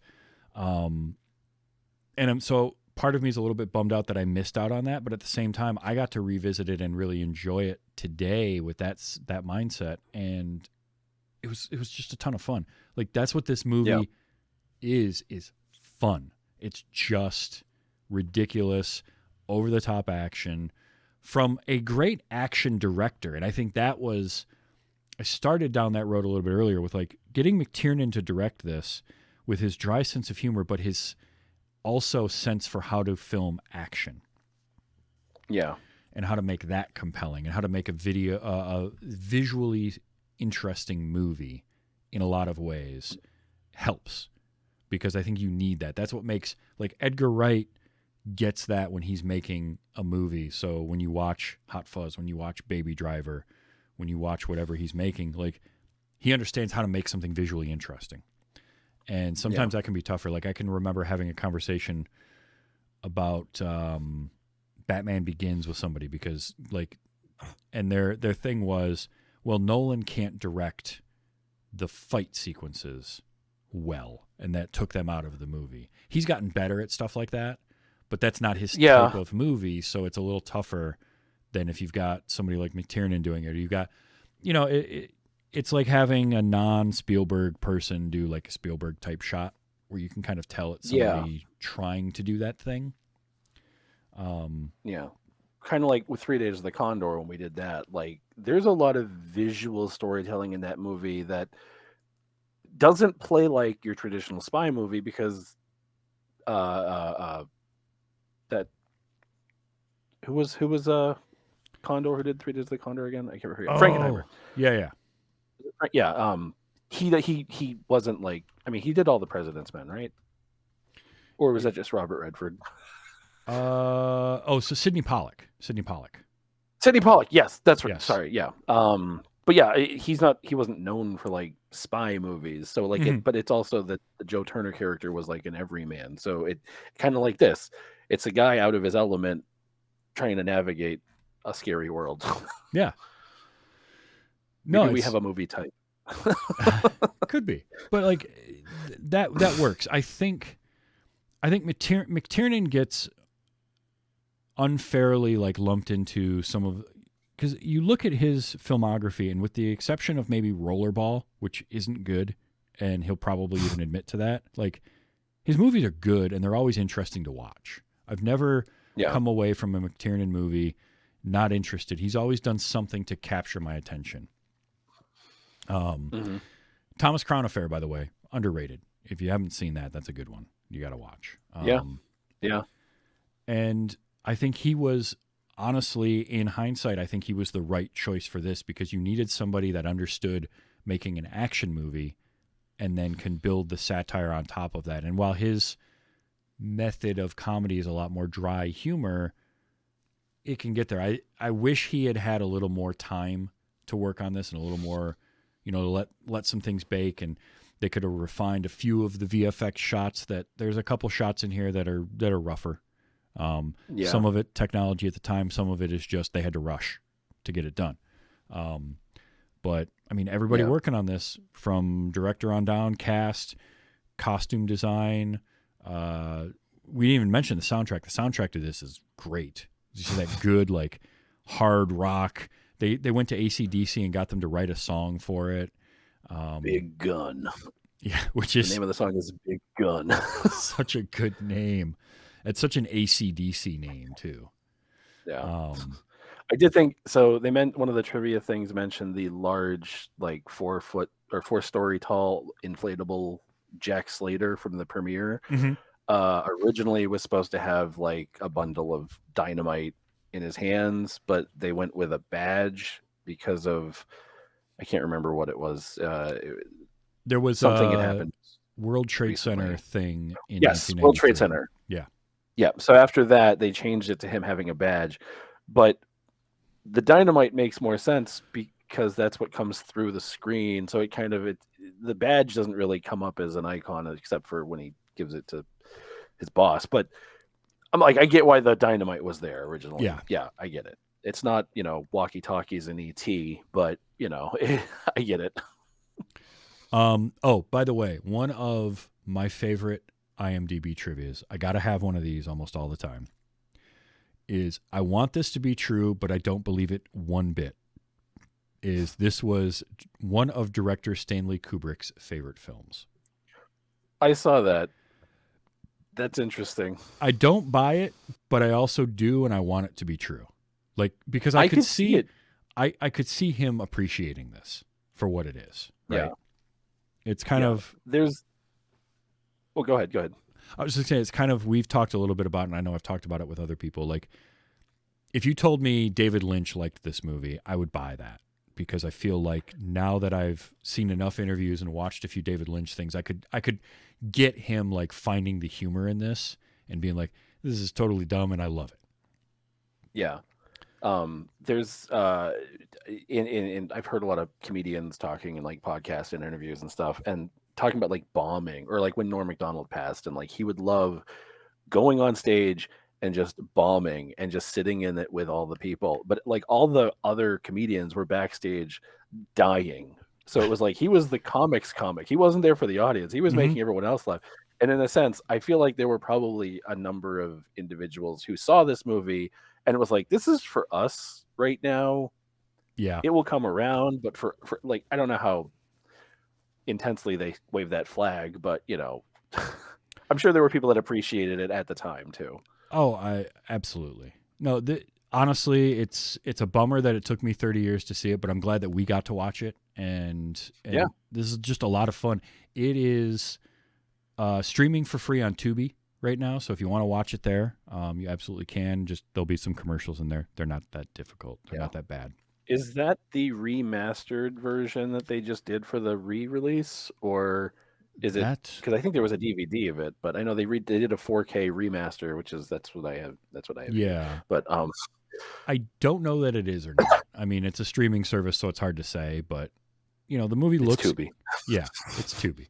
But the movie is just a ton of fun. If you like Schwarzenegger, I mean, for me, this isn't the best Schwarzenegger movie, but this is upper tier. This is like, kind of that upper echelon of Schwarzenegger stuff because of the meta tongue-in-cheek nature of it all. And the idea of him like kind of poking fun at himself a little bit and realizing the ridiculousness of kind of what he does and leaning into it. So it's up there for me in terms of Schwarzenegger movies.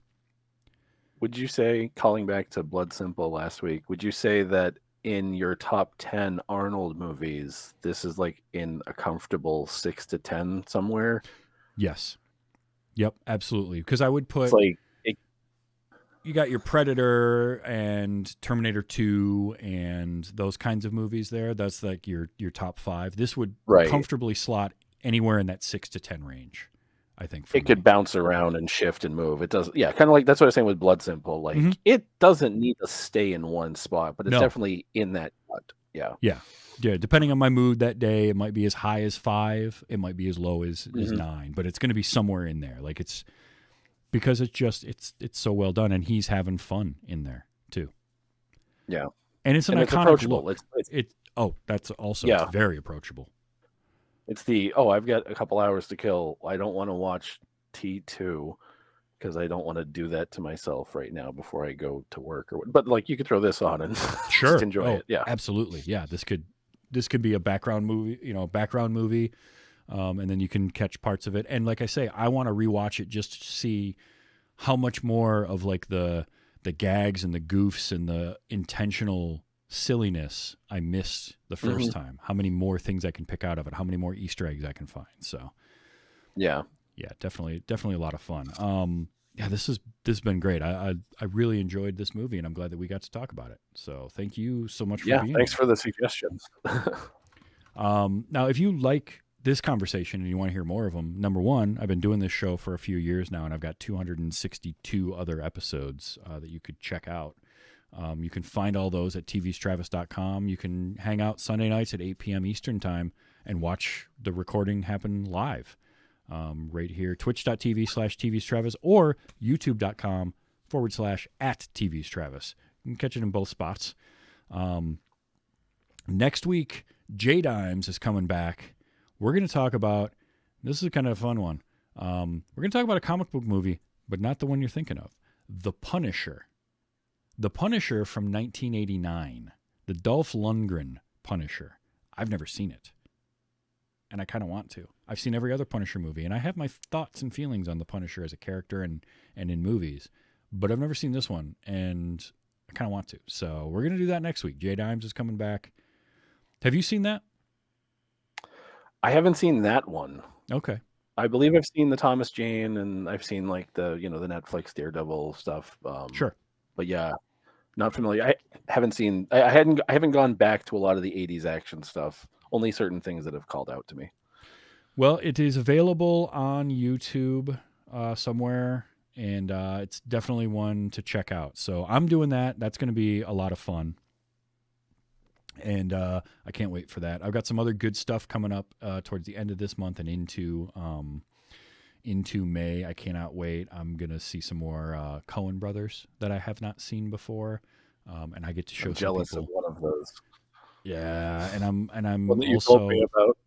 I'm also going to be showing people Labyrinth for the first time, and I can't wait for that because I just love Jim Henson stuff. So. Keep an eye out for all of that. You can find me on all the social medias also as TVS Travis on basically all the social media platforms. Josh, you got anything you want to plug here at the end? Not particularly. Still, I don't know, waiting for life and seasons to thaw out and spring to bring on new creations, I guess. Sure. Not a problem. Yeah. Well, you'll be back on the show and we can talk about, yeah.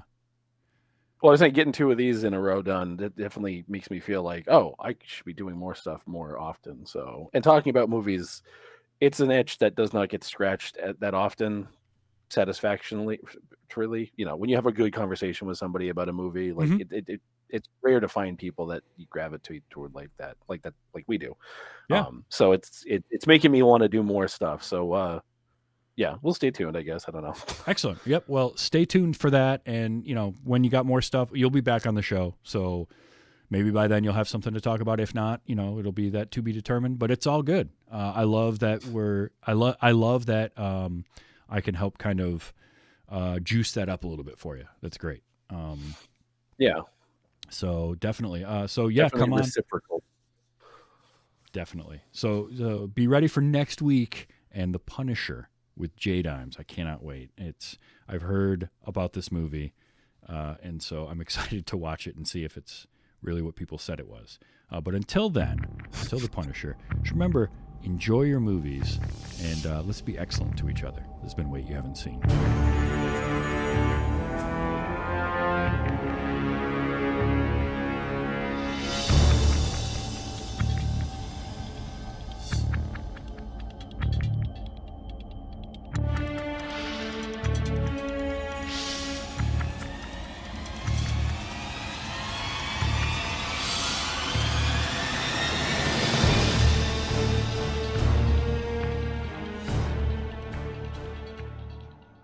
You really believe that you're inside a movie, don't you? Yes! All right. I'll give you 10 minutes to prove it. Then I shoot you. Oh, Arnold.